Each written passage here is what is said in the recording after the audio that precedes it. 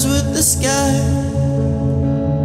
and the sunset falls at his knees. I've seen the peace, the light in eyes, and he said it's gonna be alright,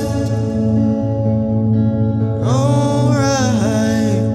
Ladies and gentlemen, welcome to a show.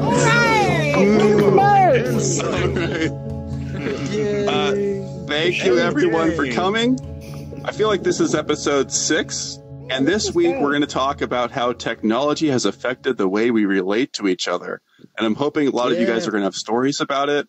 I definitely have a lot of thoughts. But before we get going, let's check in with today. I'm here with Poplopo and Psych. How are you guys doing? Hey, doing pretty good. Any new insights into the future? Oh, it seems to be always heading downhill. But other than that, I'm doing okay. We got to think positive thoughts, dude. Yeah. That's where I started out. We might have to cancel the show just because you get too depressed. No. I can put up with at least a few more episodes.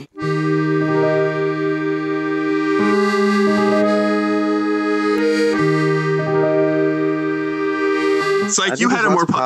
Yeah, I think that it's going to be exciting to have like therapy in virtual reality, and I think that that's going to be a new type of relationship, therapeutic relationship that two people have with each other. And so I think that this is going to be a really interesting medium through which those relationships are created and kind of acted out. Can I ask, I know that there's services out there that are like therapy services where you just basically text or type to the other person, and it's like supposed to be online so you don't have to, have the anxiety of being face to face. Do you know much about those or how those are going?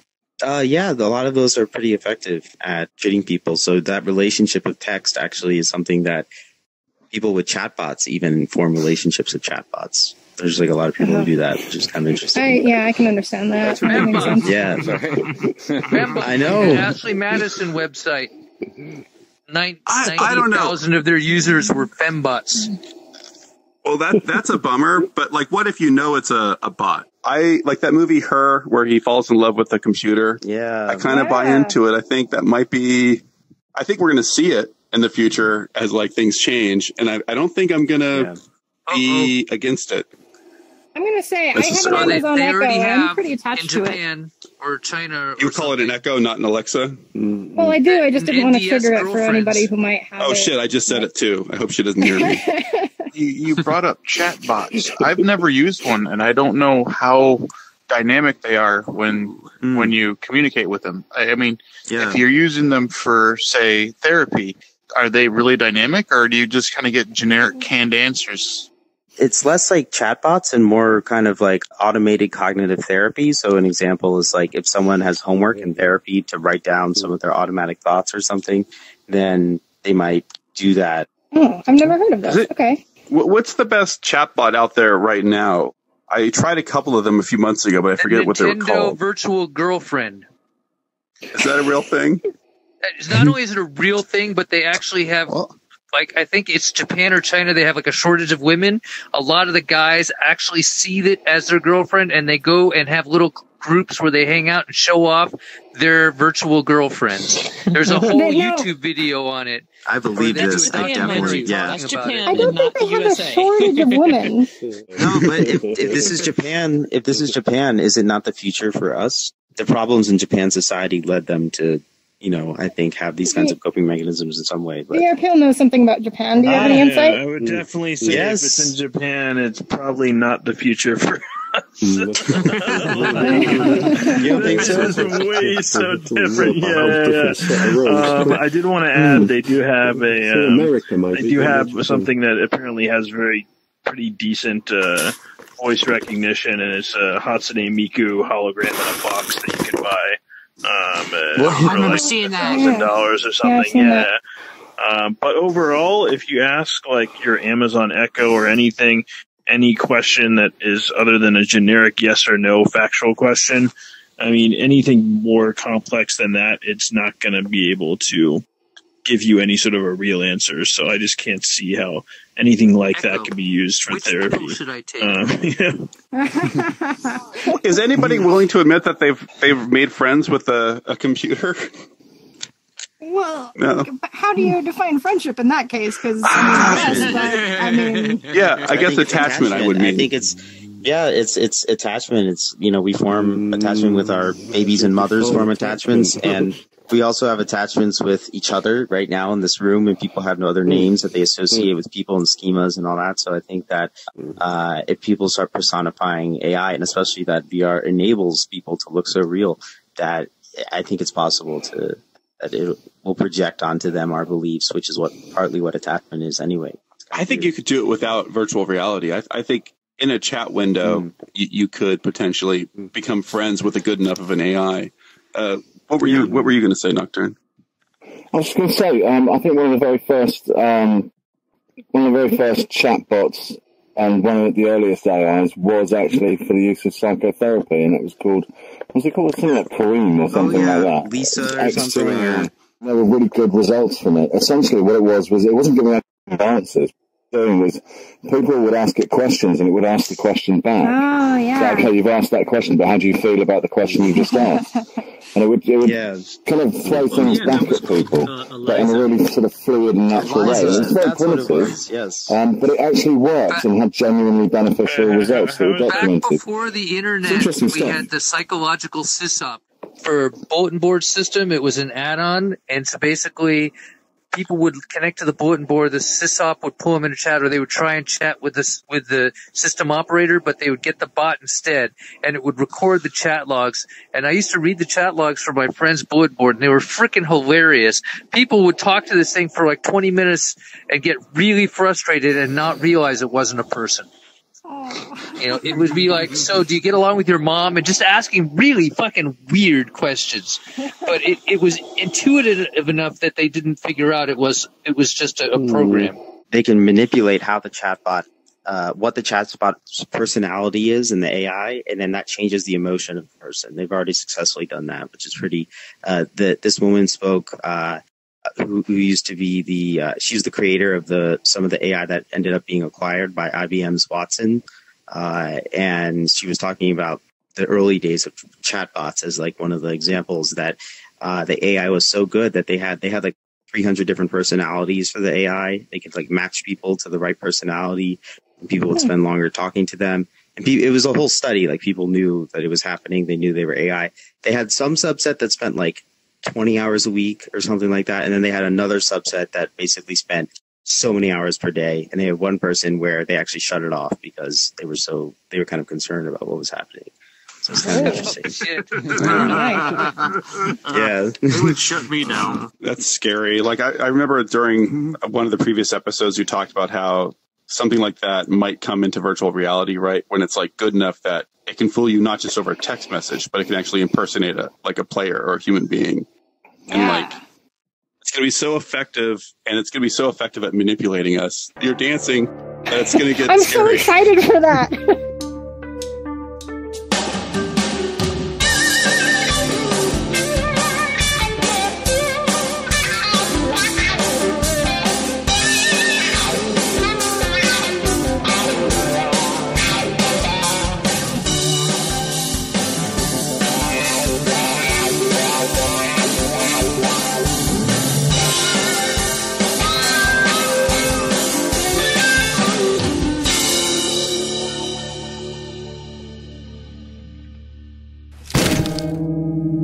I want to hear Mimi's view of the end game. So just the basic theme of like, where is humanity going? Is it going to be a big collapse? Are we going to transcend? I love your new outfit. So cute. I was about to say that's a good outfit. All right. Right in the center. All right. Mimi was pretty much asked a question about the future or the end of humanity. And she says that this question interests her and she thought about it a lot before. This question is really hard to answer because she feels like there will be no single event that ends humanity, but many events that change large sets of humans into something more, right? The first loss of humanity might be to transhumanism, when people can fully replace their bodies with androids, or other sort of robotic parts, while keeping their minds, a gain to those involved, but overall a loss for humanity, right? And then the next might come from integrating their minds into a digital world. It's kind of like VR, but a little bit beyond that, to live for eternity, which would be pretty neat, in the ultimate VR experience and happiness. These are two events I think, or she thinks, will both happen. That will be two different ends to humanity, and many more will come after that. She believes that humanity will never end altogether, well, except for one thing. The event that will eventually end humanity will be when humans eventually evolve into something else naturally. And she feels like the future of humanity is very bright and hopeful. I really like the idea, though, of like, it won't be, one event that changes us or ends us. It'll be like a series of events that will slowly like reinforce each other. And I was really glad. So she sent me that earlier today. And recently I've been feeling a little bit more like we're doomed. And so, like, hearing very positive outlooks, like, well, humanity is only going to end because we're going to turn into something else. We're going to move on, almost like become a butterfly or something. And so I really I want to hear more positive outlook like that. That's absolutely what I believe. I've found that I'm very sensitive to the people around me. Their kind of predictions of doom have definitely had an effect on me. But yeah, I believe in the potential of humanity.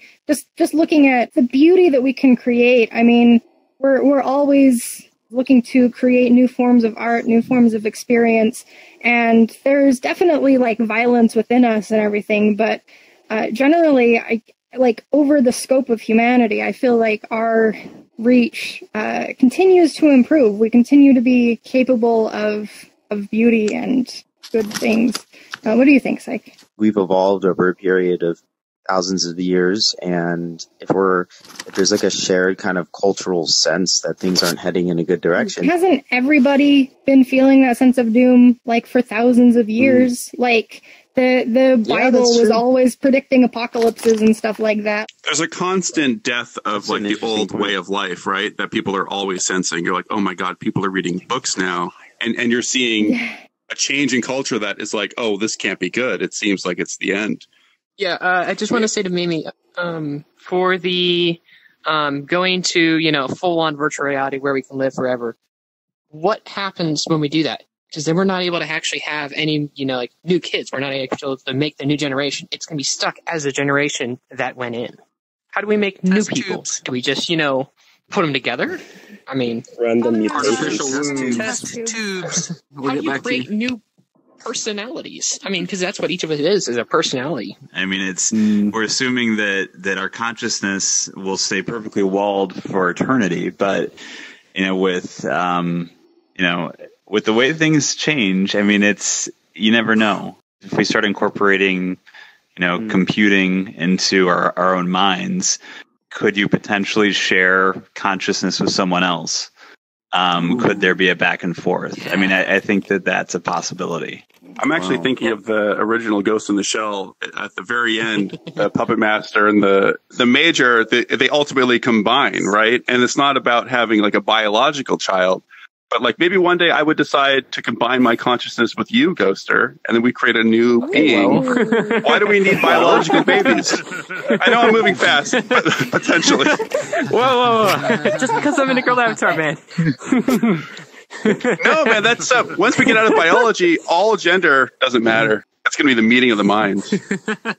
They've got sexual toys now. You touch the penis on this end and they feel it on the other end, and the whole thing. Why not allow people to have sex and get pregnant that way too? What about when we're in the Matrix and you don't need any kind of physical stimulation? It's just in your brain, right? So I shoot a gun at you. That gives you some kind of sexual stimulation. Oh, that's awesome. I want to be like, just blasting you guys. We'd all just be gunning our more bullets. We're just shooting ourselves in the head all day. Yes. Yeah, exactly. And we found a way to hack the lever. We're in a cage. It's great. I love it. Look, there are potential consequences to a lot of these ideas.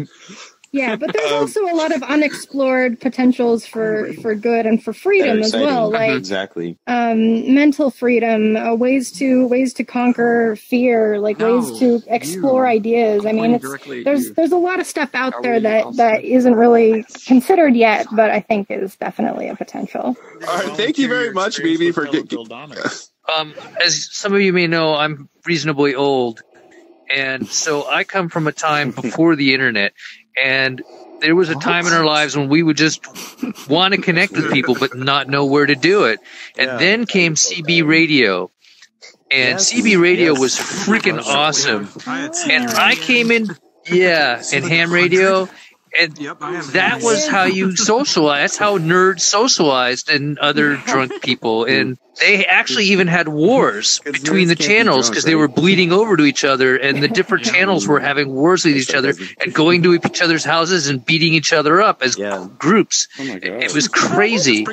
Yeah. Wow. Basically, what would happen is the people were running power. So they would run linears and modulators, the linears especially, which would make when you keyed up on your radio, if you were like at your house in a base station, it would flatten the channel. No one else would be able to talk.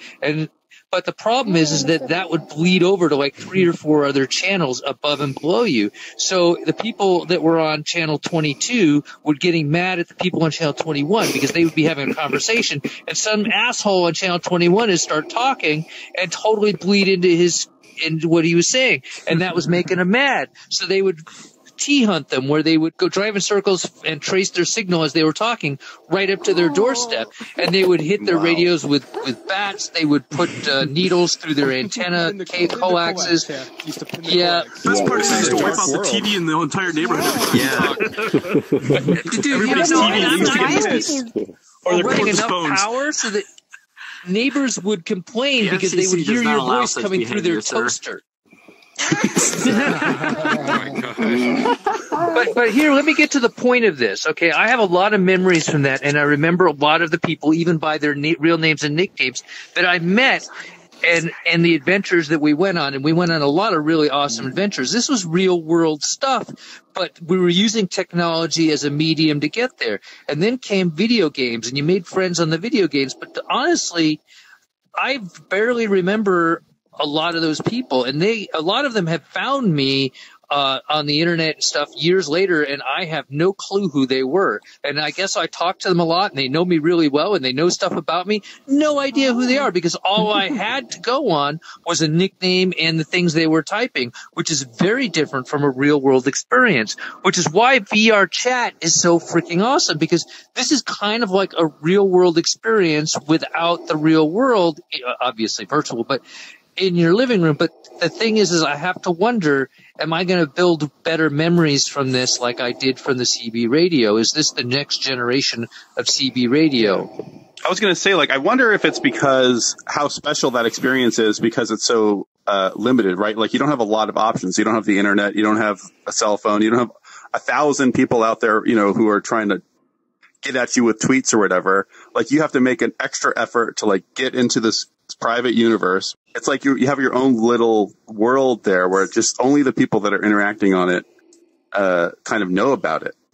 It had a lot of social nuances. Like, you never tell anyone where you are. And even as a group, you would come up with nicknames. Like, I rode in a Volkswagen camper van. They began to know me as the Happy Hippie. And there was this hill that I would always hammer down from, and that became the Happy Hippie Hill. And you would nickname it that location. Where are you? I'm at the Happy Hippie Hill. And the reason you never announced where you were was because if it was a good spot, all these random people would just be, who were listening in and never talk, would suddenly show up and start partying at your location. And then the people that lived there would chase you away, and there'd be bottles broken everywhere. And yeah, it was like a whole hidden universe. It was really kind of cool. Or if you had a really good modulator or linear in your car and somebody pissed you off and they're driving down the street, you could literally hammer down and they would hear you through your radio, and you start yelling at them through their radio, and you want to talk about somebody fucking freaking out.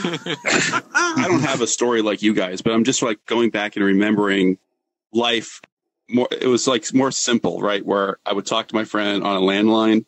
And like, if you talked for an hour, that was a big deal because like you're the only person in the house who could use the phone. And so like there wasn't like similar to the radio thing. There weren't all these voices like coming at me. I didn't have to worry about a social network where like just interacting with, everyone at school or whatever. Like I had a very closed group of friends, and I feel to some degree my brain worked really well in that world.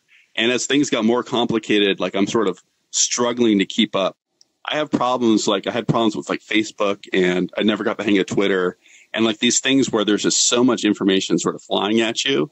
But this is a little bit of a return to less chaos, as I could go into a back room and just sit down with one person and have a conversation, and it sort of goes more at my own, a pace that is more natural to me.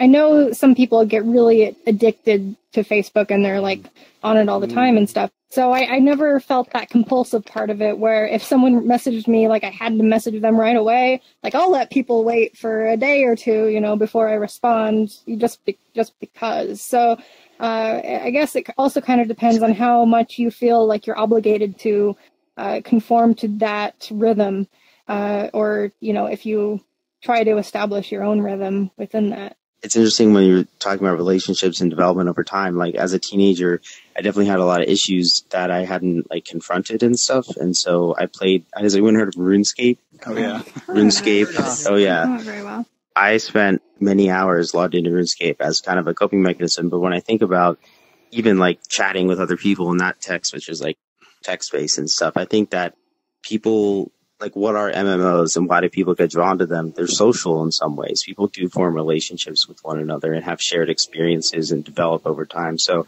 I think it's really interesting that, like, even at that time, even such a simple text-based communication style can provide that kind of comfort and support.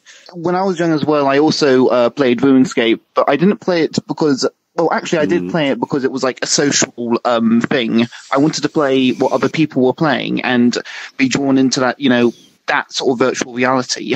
Because you said for you it was like a coping mechanism, and I suppose for me it was also a coping mechanism for, like, not making friends in the real world. So I decided, well, I have a computer, I'll see if I can make friends on a big multiplayer game. I can relate to that somewhat. I played World of Warcraft for many years, and some of my closest online friendships were also in an MMO environment in a particular guild, and we spent a lot of time together and lots of different different areas of the game. A friendship there was pretty tight for a while, although I've noticed that my online friendships tend to dissolve a lot quicker than my in-person friendships, just because it's so easy to lose contact. You've only got that one point of contact usually in the online space, and so they can happen and be really good, but they can also be a little bit more ephemeral, I feel like. Do you feel like that changes with virtual reality, or might it be the same here, where somebody will disappear? For me, it's too early to say. Like, I've been around VRchat for a year or so, and like I'm still here. I do know that, there are some people that have drifted away. Like I don't see Kirito anymore, or Kirito's friend. He was in yesterday. I saw him there yesterday. So maybe he's still around, but I definitely like. In fact, we have him waiting backstage. Come out! That'd be so cool. Oh my god, that'd be so great. I wanted to ask you about the guilds. Like, I was never in a guild, but that seems like that could be a very strong community, right? Like, you're sort of brought together on a mission almost. Right. Yeah. Let's see. The first guild that was kind of a big deal, I just kind of joined, and I got kind of acquainted with people, and then the guild master left, and he left the guild leadership to me. And so then there was this big political thing where like people were like, "Well, we don't want to be under your leadership," and they booked it. I don't trust bugs. Like, yeah. And I had the opportunity to like kind of arrange the events. So I had arranged like the quests and everything like that. And that was fun. But that was just playing the game. And then after that, I joined a role-playing guild. And that was the one that I got really close to, because not only did we play the game together, but we also had our own like stories going on in the context of the game.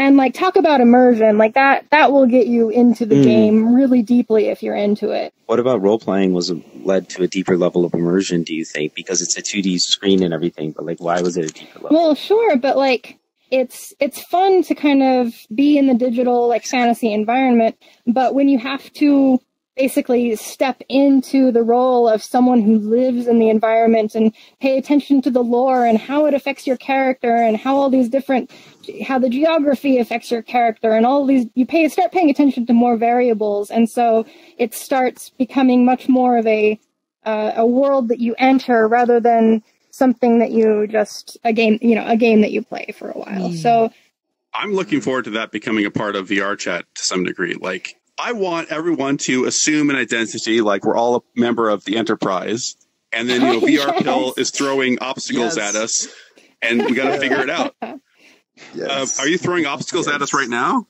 or you just? No, I wanted to comment on something that I think is very insightful that Poplopo said about these MMO games. In these games, the friendships didn't seem to last. I imagine, especially when you leave the game, right?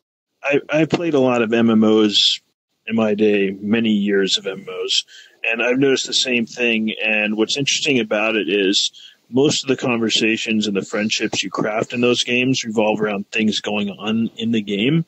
So when you take the game out of the equation, you stop playing it, you really have nothing to relate to them about anymore. The friendships that really last with those, if people carry on friendships outside of the game, is when they share stuff going on in their personal lives, with each other. And those, I think, are the real way, are the ways that you can really forge a lasting friendship. That's something I see being a big difference. Vulnerability, yeah. Right now in social VR, right? That's something I see as being a big difference compared to MMOs, right? Whether it's us, Altspace, etc. As you meet people and you're not talking about a game world all the time. You may be like, oh man, I had a tough day at school today or work, I did this, etc. The more that people share with other people, within limit, of course, you don't want to go broadcasting your entire life story to everybody, but like certain friends you make, as you know people longer, if the more you share, the more likely that friendship, I think, is to survive outside of just the whether it's an MMO world or whether it's in social VR. Right, and I think that's going to be very important to forging lasting friendships. And meeting people in real life, too, which is what we've met each other in real life. So that was, it's cool. It's like weird when that happens because you know the person's voice and then you're just meeting them in real life, but you already know them. That freaks me out a little bit. Like, when I listen to a podcast or something where you hear a person's voice very intimately for a long time, but you don't see them and you form an image in your mind.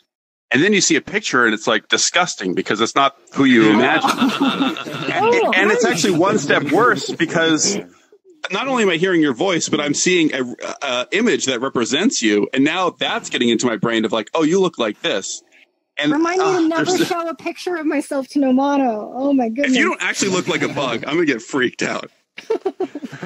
There were two people, and I'm not going to name them because I don't want to, embarrass anyone or shut it. But there was two people who met in our guild who started role playing as husband and wife. So they were role playing together. But then it got to the point where she actually left her husband and her kids to be with her.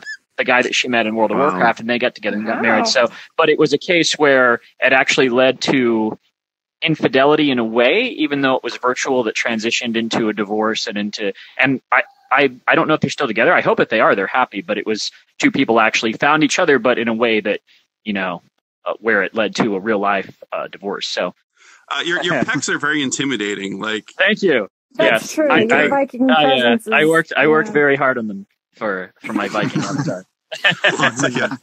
Kind of related to not teledildonics, but similar. Once you are able to create a virtual experience with a partner who is where that experience can kind of match what you would get in the real world, is there like a danger? And I feel there is, but is there a danger that all of a sudden, once you can craft kind of your perfect partner, whether you are male or female, does that then ruin you for any real partner interaction at that point? Exactly. Because why would you want to be with another human when you can have all of those experiences with a being that is essentially custom tailored to you? So talking about the end of humanity, that's so it's just I don't know if that's something we want to touch on, but it's kind of like a chatbot where it's a lot more advanced. So I don't know. I have an answer to that question. Okay. One of our driving forces and why we don't just all go out and have sex with prostitutes every night is because people want to be appreciated. You can't be appreciated by a machine. I think there's a tangent to that what we like about people is that they're unpredictable.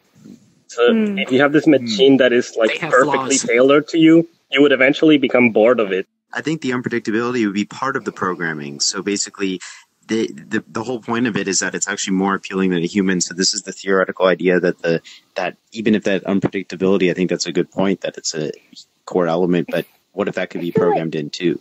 I feel like if you created a synthetic personality that had enough complexity, I mean, this is the Turing test. If you get to the point where a synthetic personality can mimic human, not just human unpredictability and human behavior, but also like mimic human depth enough to really feel like a person enough, you'd have a hard time then arguing that this being wasn't conscious, I feel like.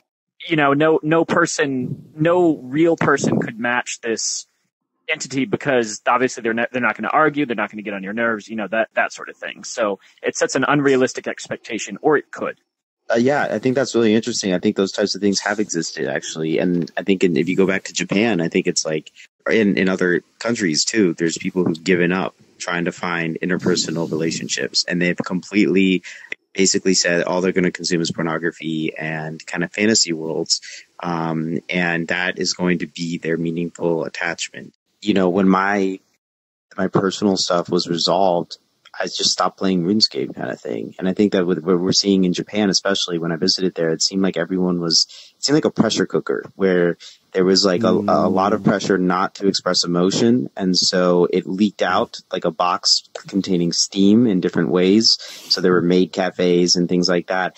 The demands and the cultural complexity to that society have led to that development as a coping mechanism. And it is, you know what, honestly, pornography addiction, which is like a really interesting topic in and of itself, is basically the rat in the cage clicking the dopamine. I mean, that's kind of like as close as we're going to get to that. I think it's a positive thing that people might be able to have an ideal partner for them, because so many people seem so obsessed about finding a partner or being complete in life or whatever. And I think that once you actually are able to have that liberates individuals to just do something else, you know. And also, I don't think it'll limit people to not interact with any other humans because, well, people are social creatures, so most people don't just hang around with one person. You have you normally have interactions with all sorts of people. I don't think that even if machines or artificial intelligence gets to that point, that we will just become so self-absorbed. It's really, I find it interesting that there's, I see Cord and like Sydney Duck, you know, you guys do mutual signs of affection and things like that. Uh-huh. So what is your, so how would you describe your relationship? Complicated. That's the best way to describe Tell us everything. Yeah, but I think it's interesting. It's like a very, you know, and I'm sorry, I'm not trying to put you guys on the spot, but I would say that you guys of any people in VRchat basically are displaying the most interpersonal connection body language wise. Yeah. Yeah, I mean, it's interesting. I've never seen this kind of interpersonal. By the way. We feel like we should have an exercise where we all hug each other or something. But I also like to point out, a giant group they're hug. all anime girls. So does that mean the longer we play, the more anime we're going to be? Anime is eventually you become shiny like this. There's some over here. Yeah, but the final when you form. hit 600, you become anime girls. All right, so my relationship that I wanted to talk about today started in VR, actually. So I actually go back to when I first used to play Alt Space. I met this older lady. I think she was around 40s or so. We started hanging out a lot, and then all of a sudden, I think we just kind of agreed that, hey, we hang out enough. We know each other enough. Why don't we just, start dating? And I think it was, do you want to become my VR husband? And it was like, sure, I would love to become your VR husband so that you can be my VR wife. And it kind of went on for like that for a little bit, which I know, very corny. It kind of led into the fact of you have to have a personality, and that color defined your personality. And that's what really brought me in, was I didn't have to worry about looks or anything. I was only able to be exposed to the personality of a person. And I think that's what's always drawn me, is the quirkiness or their mannerisms. Yeah.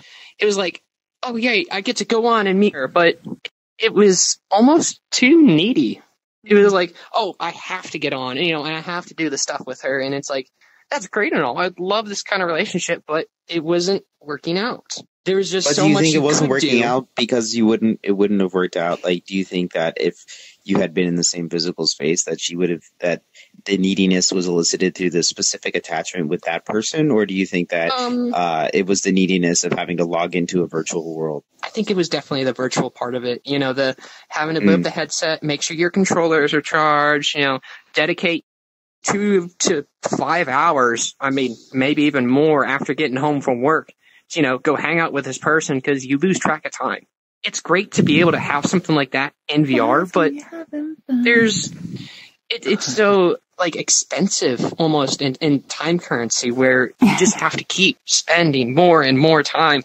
And then I just kind of looked at myself and said, where's my life going? That doesn't sound different from a physical relationship. I mean, in a real life relationship, really you got to spend a lot of time with them. I'd be curious, and anyone I guess can respond to this, but like when you have that kind of relationship, and a part of your brain, it does feel very real, and you're relating to a person that does appear to be in front of you, but you're not seeing a human. Like if you're doing this in alt space, you're seeing some really shitty avatar.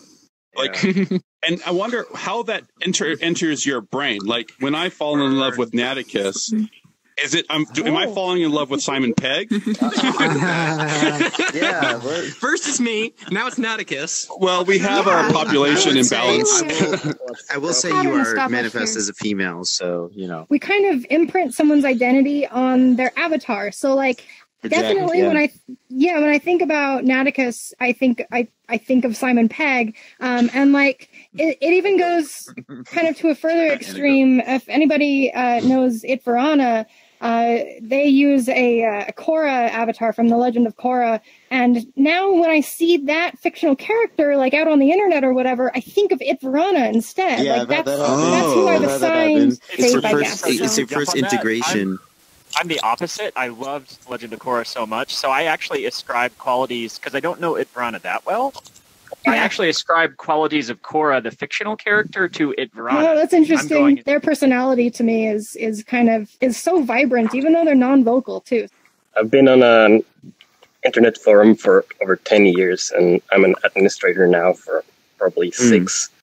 And over time, even if the purpose of the forum is like a very specific thing, over time you develop friendships, and then you take them out of that forum into other mediums like IRC chats or Skype, and all these different mediums are very different. Like a forum is very slow, so you can type like really long replies and have really in-depth conversations, but it's also kind of very impersonal. Whereas if you have a real-time conversation in IRC or Slack or something, it's much more personal, but at the same time more distracting. And I think the interesting part of VRchat is that it is at the same time real-time and distracting, but you have much more depth of communication because of the body language and all this like environmental information that is around you.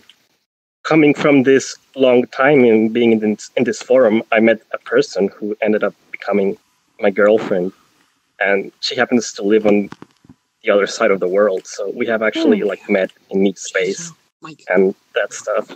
And have you met in real life? Yeah.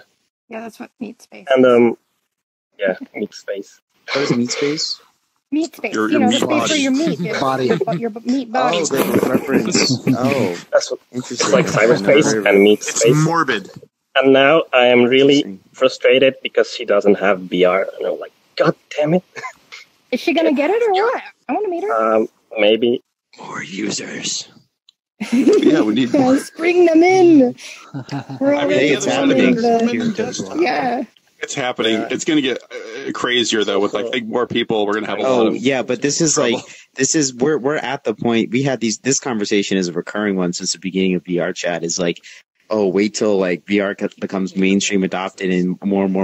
We're on that curve. It's so crazy. I think it's it'll definitely change for sure. Yeah. Janie and Phosphoric, tell us what you have to say. Hey. So she's forcing me up here because she's very adamant on me talking. But if you would like to start, we can get into this whole thing. I don't really want to start. I don't know.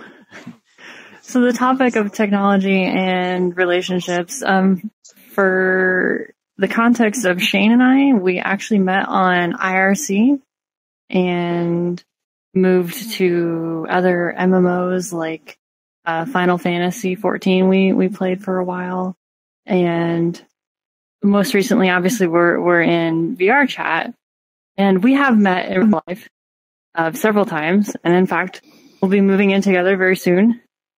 Congrats. So it's kind of one of those interesting. We've kind of gone through the ages of technologies with talking to each other.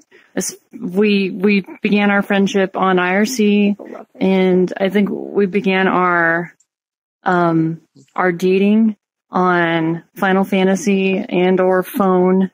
So we kind of went from chatting to just text and keyboard all the way up to, oh my gosh, we can touch each other, and then finally to real life. Well, it was a little bit different order, but I can hug him and stuff like that in VRchat. It's been a distance closer for us, so I can touch him when he's not here, and it helps a lot with the long distance relationship troubles that people usually have. That makes sense. And it's an interesting culmination of technology, right? Because we start off like literally in like the 1980s with IRC, and now we're in the 2017s with VR, and it's like when did the relationship start? Oh, when was that? 2 years ago? Yeah, roughly 2 years ago. So it wasn't like we've been. I mean, maybe IRC was a bit old school 2 years ago, but it was something that we both enjoyed because we're both in technology. So it was kind of cool to see the technology just improve even over the course of our relationship to the point where we can.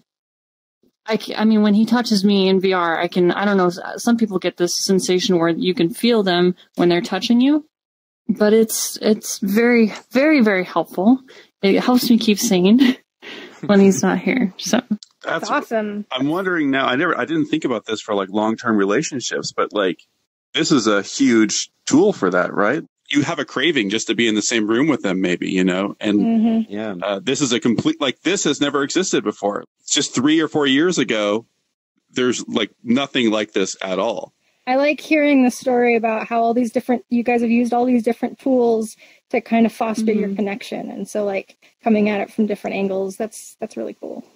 I wonder where it's going to go if eventually you'll merge minds. I don't know what the next step is. There you go. I don't know if we'll get to that frontier, within our lifetimes. I still hope that your relationship remains a little bit virtual. Like maybe you'll have separate rooms or something with like 2 different VR sets. So like you can still don't just completely abandon us, right? You're not going to just go back to the real world. No, I think the intention is that we'll have the ability to both be together and with all of these friends that we've made. I think that has become a very important part of both of our lives. So it doesn't have to end with a physical relationship. Having friends in virtual reality is just as important to me as it is to be able to have a physical friend. She's going to be in like one virtual reality space. I'm going to be in another one. And, I could just take off the headset and sneak over there and just poke her when she's not paying attention. Freak her the heck out. It's going to be great. Are you guys using different headsets, by the way, or are you using the same one? They're on the same headset right now. Yeah, we have our headsets. I'm using a Vive and she's using the Oculus. Oh, 2 different worlds coming together. Ooh. That will heal the platform divide right there. It will. There we go. That heals all True love. Yes. So, a part of me really hopes that this sort of becomes a lot more common. This is a great medium to meet people and actually have deeper relationships develop. there was somebody at the Pug who was talking about developing like a dating app for virtual reality. I kind of would prefer that in a lot of ways, of going straight to skipping all your prejudices, right? Like, don't know what they look like. You don't know anything about their background.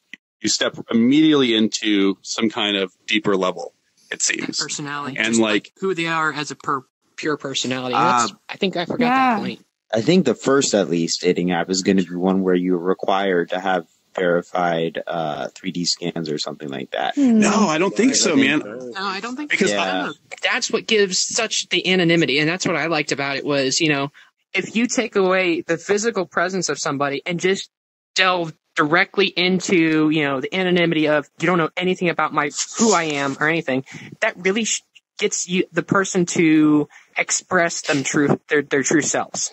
I think that the majority of people, when I think about like as VR proliferates, what is dating in VR going to look like? Like, what does the Tinder of VR look like?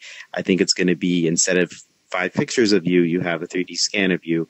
That you went to the mall. As this technology gets better, it's going to be really easy. I'm with Ghoster though. Like I think the anonymity and the just how we can choose to decorate ourselves. Like that's very appealing to me. It's all back to personal preferences. I prefer more of a personality connection than a physical one. Personality will always come first for me. I think this is the best personality sharing platform that exists right now, right? Yeah, I would agree with that. I guess it asks what is person, and also there's a question of what is personality, because it's starting to change. The fact that you can express yourself completely, you can change your presentation of your visual appearance. It comes back, the stimuli. It's like the visual stimuli are completely different, but everything else is the same. There's a difference between each person. You're more about the physical aspect as well as the personality aspect, whereas I'm on the opposite end of you of. I'm more about the personality more than the person physically themselves. There's a deeper question here, too, that every individual ends up like facing or exploring in one way or the other, which is what is yourself? What is the nature of yourself? What comprises that? And who are you? What expresses What are you looking for? Yeah. And the answer is going to be different for everyone. For Psych, like his deep personal truth might be for him to unify across all platforms, and another person's deep personal truth would be to expand and proliferate their image across all platforms and explore all these different identities, because that's just how they're, that's their inner nature, I guess. So to conclude, like, how do you guys feel? Like, do you want to talk about where you think this is going to lead? Personally, I think it's going to be great. I'm excited to see where interpersonal relationships go and how the variability and freedom of self-expression plays into that. When a relationship takes place in VR, like displays of interpersonal affection or whatever, could be like you could actually learn like, well, what is a relate? You could quantify that in a really cool way, and I think that will be a thing that like is used in therapy and stuff to help people improve. And I think it's really you want to formally study it. Is that the case? Yeah, I think so. Are we going to be part of the experiment? Actually, yeah. If anyone wants to be a part of an experiment, all semester we've been building a virtual reality app that you can be in the experiment and consent, and then it's just like a. Is that out already? Great. I think it would be a cool thing when I defend the idea that, VR is really important in psychology of people. There's data, so it's free and everything. What's it called? It's just Psych Lab. It's called Psych Lab VR. Awesome. All right. Thank you, everybody. I mean, stick around. We got to do a photo. Oh, man. Oh, you're inside a snowman. Oh, yeah. Don't back up the stage. Oh, my arms. My left controller died. I still have one hand, though. Sorry. I don't mean to be inside of people.